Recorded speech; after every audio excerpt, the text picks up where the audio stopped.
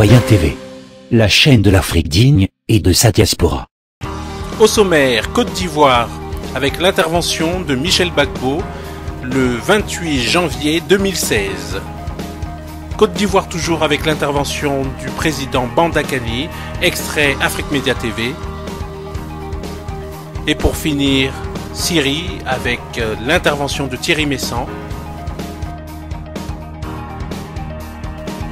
Commençons tout de suite avec la Côte d'Ivoire. Retour sur l'intervention de Michel Gbagbo le 28 janvier 2016.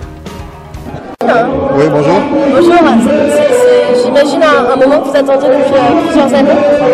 Oui, personnellement, avec beaucoup d'Ivoiriens et de non-Ivoiriens en fait, je pense que c'est l'occasion pour nous de savoir ce qui s'est passé en Côte d'Ivoire. Donc nous sommes en quête de vérité en fait. Voilà. Et puis évidemment, du point de vue politique, il y a derrière ça l'espoir que le président Gbagbo sera libéré un jour. Les partisans de Laurent Gbagbo sont aussi réunis en nombre, j'imagine qu'ils sont touchés au cœur et beaucoup dénoncent les injustices, une justice partielle, un seul camp poursuivi, vous-même avez été poursuivi. Quelle est votre position à vous là-dessus? Oui, en fait, il s'agit d'un seul élément de critique, mais il y en a d'autres. Les poursuites ne concernent qu'un seul groupe. Dans la matière dans laquelle nous sommes, le président Gbagbo va avoir face à lui des témoins anonymes. Le procès sera quasiment secret. Les audiences vont se dérouler à huis clos. Madame la procureure elle-même s'est retrouvée devant une insuffisance de preuves. Il a fallu qu'on lui accorde un temps supplémentaire pour rechercher de nouvelles preuves. Le président Gbagbo n'a pas bénéficié de liberté provisoire, etc. Donc il y a un ensemble de choses qui interrogent sur la crédibilité, sur l'efficacité, sur l'objectivité de cette haute cour de justice. Alors même que, si vous voulez, l'idée d'avoir une haute cour de justice internationale qui permette aux victimes d'avoir réparation, de savoir ce qui s'est passé, qui permet de savoir les responsabilités des uns des autres, cette idée elle est juste, elle est bonne, c'est une victoire de la Constitution universelle. Alors, est-ce que vous avez encore un espoir dans cette justice? Qu'est-ce que vous en attendez encore quelque chose ou pas? Ben, je pense qu'il y a des choses à parfaire.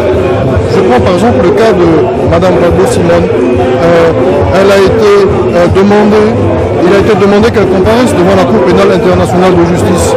Mais le gouvernement ivoirien, pour une question de politique intérieure, a refusé de l'extrader et a plutôt préféré lui opposer un procès inique, un procès tronqué, assorti d'une condamnation de 20 ans. Donc vous voyez, il y a le problème de l'ajustement des souverainetés à l'idée de la Cour internationale de justice. Ce problème-là n'a pas encore été réglé. Le problème, comme je vous disais, de la crédibilité de cette Cour. Le problème qui vient du fait qu'il n'y a qu'un seul camp qui a été poursuivi. Tous ces éléments-là s'additionnent, si on peut dire, si on peut le dire, tous ces éléments s'additionnent.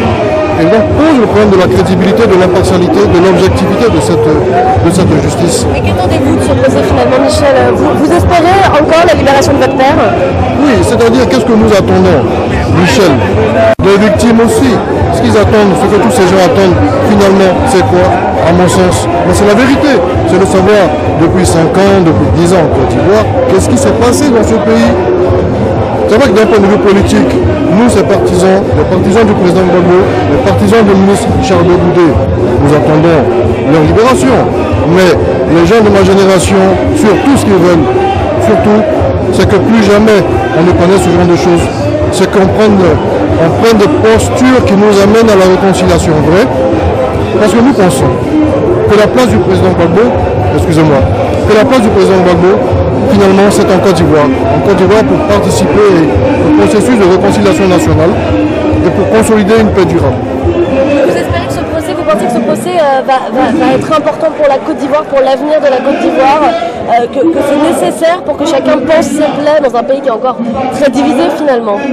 Oui, je pense que le gouvernement ivoirien, depuis qu'il a été établi, a mal choisi ses priorités. Je pense que nous avons besoin de justice et nous avons besoin de vérité. Et je pense que finalement, nous avons besoin du président Laurent Gbagbo en Côte d'Ivoire pour une paix durable et pour un véritable début de processus de réconciliation. C'est moi qui vous remercie, madame. Tout de suite, Intervention du président Bandakani sur Afrique Média TV le 31 janvier 2016. Alors on dit, vous êtes passionné. Moi je suis passionné, je le serai toujours. Je suis un passionné. Alors les gens qui sont sérieux et froids, c'est leur problème. Je serai toujours passionné. Deuxième chose, je suis partial, je l'assume. Les vrais gens prennent position. On n'est pas neutre entre le bien et le mal. Quand tu as le bien devant toi, le mal, tu n'es pas neutre. Tu prends position. Alors moi je suis passionné. Et je prends toujours position. Alors il y a des cas de neutralité. Dans la question qui est là, dans le cas de la Côte d'Ivoire, et là maintenant j'ai dans la question de fond, pour terminer, dans la question de la Côte d'Ivoire, il n'y a pas de partialité, il n'y a pas de neutralité. Ou on est pro-impérialiste, ou on est panafricaniste. C'est clair. De quoi est-ce qu'on parle? De quoi est-ce qu'on parle? Ou on est panafricaniste, ou on est pro-impérialiste. Tout ce qu'on fait là, les gens se cachent derrière les arguments impérialistes pour dire n'importe quoi. C'est clair. Un pays est gouverné, un président a été élu, le gouverné, les gens prennent les armes. On prend les armes contre lui. De quoi est-ce qu'on parle? Ceux qui ont soutenu la rébellion en Côte d'Ivoire, prenons le cas des Américains, prenons le cas de la France. Comment la France se comportait avec les Corses? Pourquoi la France n'est pas allée s'asseoir avec les Corses? Pour dire que votre revendication est injuste. Parlons-en. Prenons le cas des Américains. Aux États-Unis, dans les Américains, on ne parle pas avec un rebelle. Et un rebelle, c'est un démon. Il n'y a pas de négociation.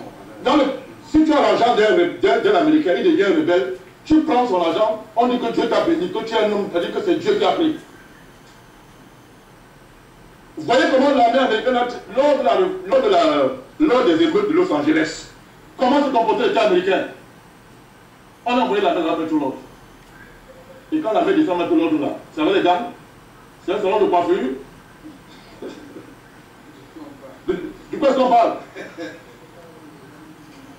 Alors, lorsqu'il y a eu le cas de l'intervention au Bataclan, quand l'armée française décide de lancer l'assaut, c'est avec les gangs? Il y a eu combien de morts? Il y a eu combien de morts là-bas? Il y a eu quelle justice? Il y a eu quel jugement là-bas? L'État a fait l'assaut. Pourquoi? Pourquoi? Parce que M. Hollande a estimé que l'intérêt de la civile de l'État français était en jeu. Vous êtes en train de voir aujourd'hui la France vouloir changer la Constitution. Sa Constitution, la revoir. Adopter les lois d'exception. Pourquoi? Parce que M. Hollande estime que la civile de l'État français est en jeu. Et si ça continue, ils iront même plus loin. Donc dans le cas d'espèce, quand c'est la Côte d'Ivoire, on nous dit que non, il faut légitimer les rébellions armées. M. Gbagbo a exercé les prérogatives de chaque État. Et c'est à son honneur. C'est à son honneur. Si Star le fait, il doit le faire. À sa place, le refaire. Amen. On parle de quoi? On parle pas des rebelles. Les gens qui prennent les armes. Alors, ce qui s'est passé là, mon cher mon ami Dalvaris a convoqué le cas de Bangou. Il n'est pas le seul. On vous sortira beaucoup de témoins. Je vous dis, il n'est pas le seul d'ailleurs, il y en a d'autres. Vous savez comment. Elle parle avec assurance. Mais je vous dis d'avance qu'il n'a pas. Elle a eu le temps de trouver des. Vous vous souviendrez de cette émission. Je vous dis qu'il n'est pas le seul. Mangou n'est pas le seul. Vous vous souvenez comment est-ce que les Américains ont fait pour ramasser Saddam Hussein à DNB? Ils ont retourné ces ministres sur la base de quoi? Tous ceux qui avaient l'argent volé en dollars gardés aux États-Unis dans les banques européennes, vous savez ça qu'on les a retournés, monsieur. Jusqu'au dernier, son grand ministre de fait, pourquoi Tarek Ali, un peu comme Tarek Ali, son fidèle des fidèles. Vous savez qu'on les a retournés. Oui. Donc il est très facile en Afrique, avec tous vos ministres là, qui sont des blancs à la peau noire, qui ne croient pas à leur pays, qu'on les compte partout, on le retourne en 2 jours. Et ils vont témoigner n'importe quoi. N'importe quoi. De quoi est-ce qu'on parle? De quoi est-ce qu'on parle? Donc, ce qui me plaît dans ce concept, c'est que Bensou l'a dit, et mon ami Stéphane Diamant tout à l'heure l'a relevé, elle vient de nous dire que les rébellions armées, désormais, sont légitimes sur le continent. Et que la CPI a pour vocation de protéger les rébellions armées et de les conduire au pouvoir. Parce que c'est un crime pour un président de rester au pouvoir. Mais ce n'est pas un crime de prendre les armes, alors que ce n'est pas fondé, de prendre des armes, alors que la prise des armes est financée par l'étranger, protégée par les officines diplomatiques. On prend les armes et on marche sur des morts pour arriver au pouvoir. Ça, c'est l'État. Ça, c'est l'État. Et c'est une cour de justice, là. C'est une cour de justice, ça? De quoi est-ce qu'on parle? Et pour finir, actualité en Syrie par Thierry Messan. Donc là, ce qui se passe, c'est en réalité plus complexe. Dans la semaine qui vient d'avoir lieu, des informations ont circulé sur la manière dont les Nations Unies avaient préparé cette rencontre, et notamment le fait que Jeffrey Feltman, le numéro 2 des Nations Unies, le vrai chef derrière Ban Ki-moon, le numéro 2 avait depuis 3 ans en fait fait traîner toute forme de négociation dans le but de laisser les djihadistes vaincre militairement face au pouvoir syrien. Et puis bon, tout le monde s'est rendu compte que ça ne fonctionnait pas, et maintenant avec l'arrivée de l'armée russe, c'est totalement inenvisageable, impossible. Donc lorsque, ça devait être au mois de septembre, le gouvernement syrien qui avait eu accès aux documents de M. Feltman a demandé des explications sur la stratégie de M. Feltman, et ces documents prévoyaient notamment la capitulation totale et inconditionnelle de la Syrie. Monsieur Denis Toura, donc l'adjoint de M. Feltman chargé spécifiquement des négociations sur la Syrie, a déclaré qu'il n'était pas engagé par ces documents.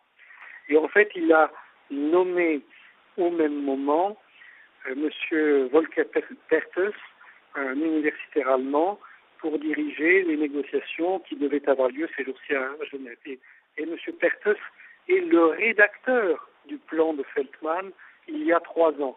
Donc d'un côté, on dit qu'on renonce à la capitulation de la Syrie, et puis de l'autre côté, on met en place les gens qui la préparent. Donc ceci explique que tout ce qui a été prévu pour cette rencontre de Genève qui devait débuter lundi et qui peut-être n'aura pas lieu du tout, même si là actuellement la délégation de la République arabe syrienne est présente, mais elle présente 100 personnes en face d'elle. Donc l'évolution de ces négociations, c'est que les 17 puissances qui devaient les patronner apprennent tout d'un coup ce que fait l'ONU en secret depuis 3 ans. Monsieur Messan, on parle également, je crois que c'était les Russes qui l'ont dit, on parle également d'une autre rencontre qui pourrait avoir lieu à Berlin au niveau des ministres. Non, pas à Berlin, à Munich. À Munich, le 11 février. Alors pourquoi à Munich? Parce que le 12 doit se tenir la conférence sur la sécurité que l'OTAN organise annuellement avec la fondation Bertelsmann à Munich.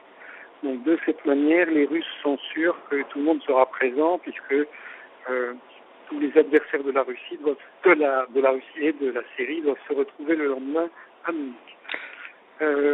Mais donc cette réunion va se dérouler avec comme toile de fond les informations dont on dispose maintenant sur le rôle secret de l'ONU depuis 3 ans.